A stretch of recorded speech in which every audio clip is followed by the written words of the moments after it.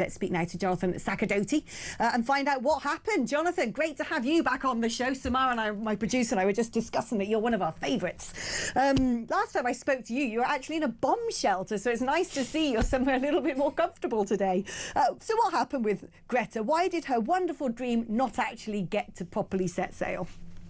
Well, this whole Greta Thunberg thing is really ridiculous. I think she's clutching at straws. Ironically, it's the weather that apparently meant that the boats had to turn back. Perhaps they needed a bit more global warming and slightly more clement weather at the seas. But really, what's so ridiculous about this is it's just an attention-seeking exercise for people like her. More than 148 million meals have been distributed to date by the GHF, which has been taking care of bringing aid to the people of Gaza since around May.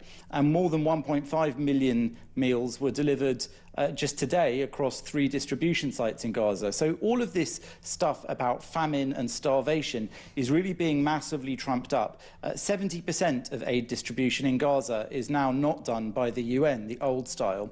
30% of it is done by the United Nations, only 30%. And 100% of the GHF trucks that are trucking reached their destinations and delivered directly to civilians. But according to the UN, only 12% of their trucks reached their destinations without being diverted. So it seems like what's offending the UN and others so much is that actually the GHF is doing a better job than the old corrupt Hamas and UN version of aid distribution. And that's why people like Greta Thunberg trying to interfere with this and trying to show that they somehow have this white saviour complex to go to Gaza and provide food. They think they know better than the organisations which are actually putting meals into the hands and stomachs of those people in Gaza. It's utterly ridiculous. It's just an exercise in attention-seeking. And if you ask me, it's jolly good that those ships got turned back, that those boats got turned back, because all they're doing is making life more difficult for people in Gaza, more difficult for the people on the boats, and more difficult for the people who are fighting against those jihadist Islamic terrorists within the Gaza Strip.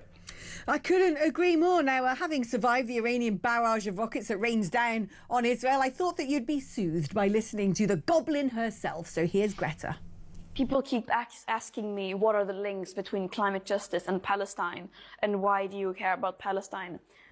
I do not understand how people cannot see that connection. In what ways are Palestine and climate justice not connected? Why should I not care about Palestine? I am a human being. I have basic values, common sense.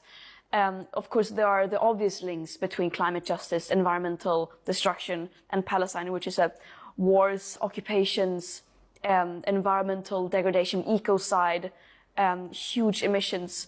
They go hand in hand, as Palestinians know very, very well, by destroying all the conditions to maintain and sustain life, by, for example, destroying cropland and just pure ecocides.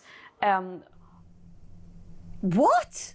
I see how Greta's gone and got the official nutjob hairstyle, the short fringe. There it is. It's like the official uniform of the woke left. You've got to go. I remember when I lived in Manchester, my hairdresser once said to me, short fringe, first sign of mental health issues. I tend to believe her.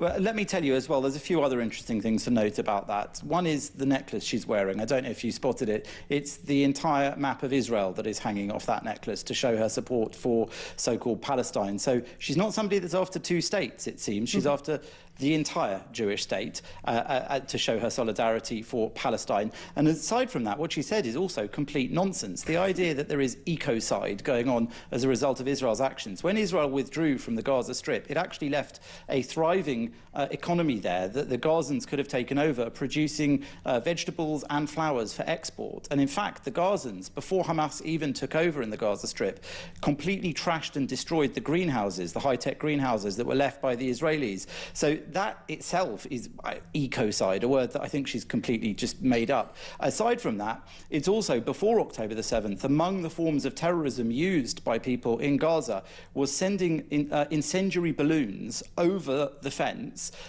into Israel, and then they would land in fields growing crops and set fire to them so that they could destroy the crops of Israeli farmers in the Gaza envelope around the Gaza Strip. And that's even doubly ridiculous, because the people that I have met personally in that region who had to flee after the attacks of October the 7th, having barricaded themselves in their houses while their neighbours and family and friends were being raped, kidnapped, tortured and killed, those people used to employ Palestinians from Gaza who crossed over daily or weekly into the area to get paid 5 times as much as they could in the Gaza Strip, giving them and their families a livelihood, to work with the Israelis in peaceful coexistence in the farms around the Gaza Strip. Of course, that will never be happening again. So all of this bunkum about ecocide, about how this is destroying crops and farming, it's nonsense. The Palestinians have done that in that region, and Greta Thunberg is just demonstrating her unique position of ignorance when it comes to any detail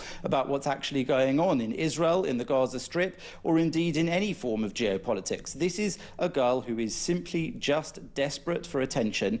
Sadly, we are giving it to her because she's just so ridiculous, but we can't let these lies stand. It was actually almost a thing of beauty trying to watch her make the tenuous connection between ecocide and Palestine. I mean, what does she think's going on? Hamas was digging all those tunnels for a bit of carbon capture.